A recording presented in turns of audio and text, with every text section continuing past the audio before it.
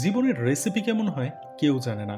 কখনো এর মধ্যে থাকে তীব্র সংগ্রামের তেতো স্বাদ, কখনো অধ্যবসায়ের মিষ্টি সাফল্য।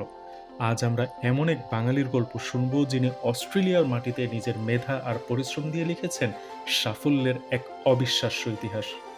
রেস্টুরেন্টের কর্মী থেকে আজ তিনি শতাধিক রেস্টুরেন্টের মালিক।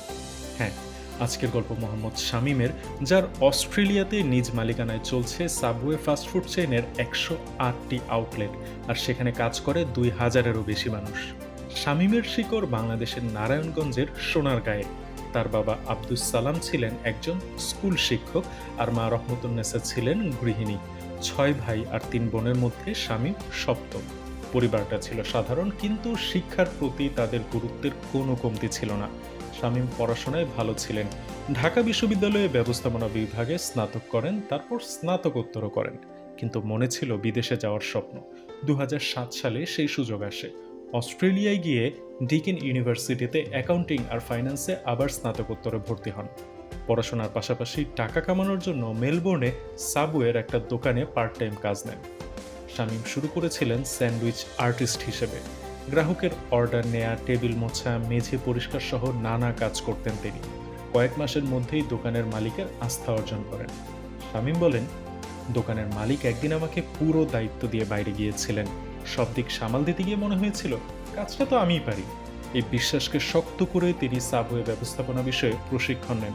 যে মালিকের অধীনে তিনি কাজ করতেন তার বেশ কয়েকটি সাবওয়ে দোকানের ফ্র্যাঞ্চাইজি ছিল। দিনে দিনে স্টোর ম্যানেজার হলেন শামীম। পরবর্তীতে এরিয়া ম্যানেজার হিসেবে দায়িত্ব পেলেন, যেখানে তার কাঁধে ছিল শতাধিক দোকান পরিচালনার দায়িত্ব। ডিকেন বিশ্ববিদ্যালয়ে তার সহপাঠী চীনের ইয়ানান ঝাওয়ের সাথে বন্ধুত্ব গভীর হয়। একসময় সেই বন্ধুত্ব প্রেমে রূপ নেয়। ২০০৯ সালে দুজনে স্নাতকোত্তর শেষ করেন এবং ২০১০ সালে তারা বিয়ে করেন। নতুন জীবনে দুজনেই পরিশ্রম করে বড় কিছু করার আপ্রাণ চেষ্টা চালিয়ে যাচ্ছিলেন। ২০১১ সালে শামীমের কাছে একটি সুবর্ণ সুযোগ আসে। মেলবোর্নের গ্র্যান্ড হ্যান্ডলিতে সাবওয়ের একটি আউটলেট বিক্রি হবার কথা চলছিল। প্রস্তাব আসে শামীমের কাছে। তবে এত অর্থ জোগাড় করা ছিল দুঃস্বপ্নের মতো। তবে পরবর্তীতে স্ত্রী এবং বন্ধুদের সাথে পরামর্শ করে তিনি সিদ্ধান্ত নেন দোকানটি কেনার। এতে খরচ হয় $৩,০০,০০০-এরও বেশি। তখন ব্যাংক থেকে ৭০% ঋণ নেন, বাকি ৩০% অর্থ জোগাড় করেন পরিবার, বন্ধুদের সাহায্য এবং ক্রেডিট কার্ড ব্যবহার করে। চাকরি ছেড়ে নিজের আউটলেটকে গোছানো শুরু করেন শামীম। পাশে ছিলেন স্ত্রী ইয়ানান ঝাও। ঋণের বোঝা, দোকানের খরচ আর সংসারের খরচ সবকিছু সামলাতে তাদের দুজনকে রাত দিন পরিশ্রম করতে হয়। ফলে ৮ মাসের মধ্যে দ্বিতীয় আউটলেটও কিনে ফেলেন শামীম। এরপর আউটলেটের সংখ্যা দ্রুত বৃদ্ধি পেতে থাকে। ৩, ৪, ৫ করে আউটলেট বাড়তে থাকে।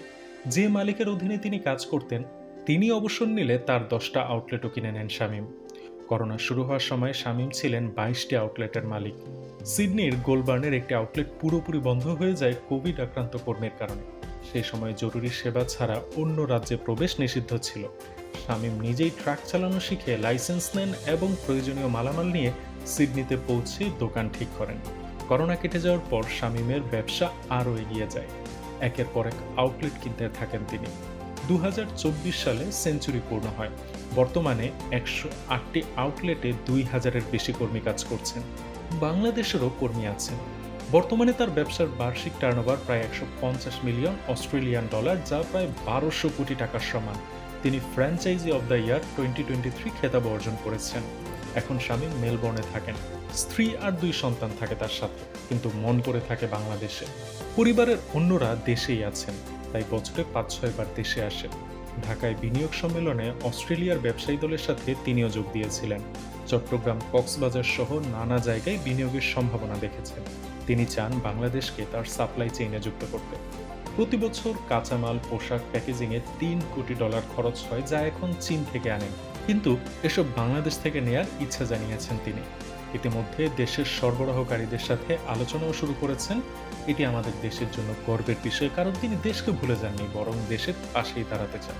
বাংলাদেশের ছেলে হয়ে অস্ট্রেলিয়ায় এমন সাম্রাজ্য গড়ে তোলা, এটি বিশাল এক অনুপ্রেরণার বিষয়। যারা বিদেশে যাওয়ার স্বপ্ন দেখে বা উদ্যোক্তা হতে চায়, এই কাহিনী তাদের সামনে চলার পথে বড় পাথেয়। ভিডিওটি ভালো লেগে থাকলে জানাতে পারেন কমেন্টে।